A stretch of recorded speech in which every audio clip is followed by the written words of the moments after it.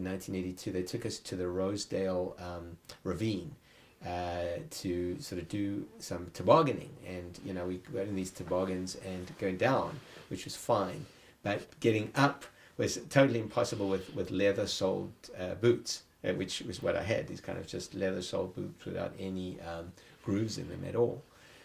So we went very well prepared physically for Toronto, and when we got here, we also psychologically, I remember being very fearful of driving, because I thought, how is somebody going to drive in the snow? You must understand that in South Africa we had one snowfall in all the years that I lived there, from the time I got there at the age of 5 until we left in my early 20s. And so there was one year when there was, I think, one day of snow. And so, coming to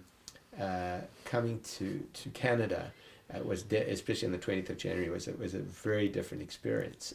And I couldn't envisage how one negotiated a highway. And I had in my mind, I remember asking people, do they have sort of pipes under the roads that melt the snow? And how am I going to just get around? Am I going to be sort of sitting in a cell for 6 months of the year?